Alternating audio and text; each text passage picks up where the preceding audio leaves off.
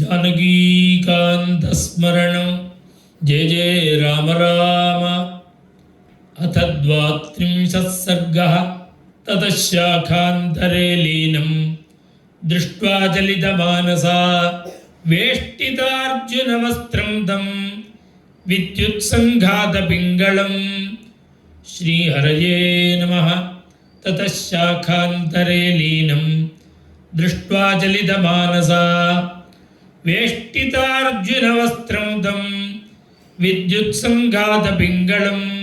साददर्शकपिं तत्र प्रश्रितं प्रियवादिनं फुल्लशोकोत्कराभासं तप्तचामीकरे क्षणं।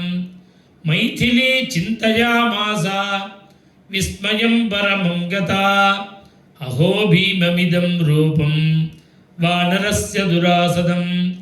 दुर्निरीक्ष्यमिति ज्ञात्वा पुनरेव मुमोहसा विललापभृशं सीता करुणं भयमोहिता। राम रामेति दुःखार्ता लक्ष्मणेति च भामिनी रुरोध बहुधा सीता मन्दं मन्दस्वरा सती। सा तं दृष्ट्वा हरिश्रेष्ठं विनीतवदुपस्थितं मैथिली चिन्तयामास स्वप्नोऽयमिति भामिनी। सा वीक्षमाणा पृथुभुग्नवक्त्रं शाखामृगेन्द्रस्य यथोक्तकारं। ददर्श पिङ्गाधिपतेरमात्यं वातात्मजं बुद्धिमतां वरिष्ठं।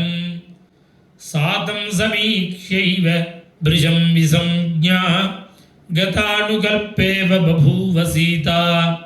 चिरेण संज्ञां प्रतिलभ्य भूयः विचिन्तयामास विशालनेत्रा।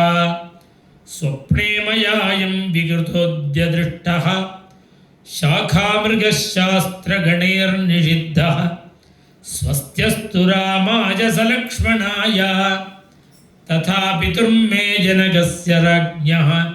स्वप्नोऽपि नायं न हि मेऽस्ति निद्रा शोकेन दुःखेन च पीडितायाः। सुखं हि मे नास्ति यतोऽस्मि हीना तेनेन्दुपूर्णप्रतिमाननेन। रामेति रामेति सदैव बुद्ध्या विचिन्त्य वाचा ब्रुवती तमेव। तस्यानुरूपाञ्च कथां तमर्थम् इदं प्रपश्यामि तथा शृणोमि। अहं हि तस्याद्य मनोभवेन सम्पीडिता तद्गतसर्वभावा। विचिन्तयन्ती सततं तमेव तथैव पश्यामि यथा शृणोमि। मनोरथस्यादिति चिन्तयामि तथापि बुद्ध्या च विकर्तयामि। किं कारणं तस्य हि नास्ति रूपं सुव्यक्तरूपश्च वदत्ययं मां। नमोऽस्तु वाचस्पतये सवज्रिणे स्वयंभुवे जैव हुताशनाय च। अनेन चोक्तं यदिदं मम अग्रतः दिवौकसादच्च तथास्तु नान्यथा। श्रीहरये नमः।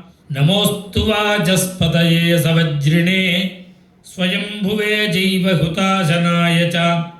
अनेन चोक्तं यदिदं मम अग्रतः वनौकसादच्च तथास्तु नान्यथा। श्रीहरये नमः। इत्यार्षे श्रीमद् रामायणे वाल्मीकीये आदिकाव्ये सुन्दरकाण्डे 32 सर्गः। श्रीहरये नमः। जानकीकान्तस्मरणं जय जय राम राम। जय आञ्जनेयस्वामिनः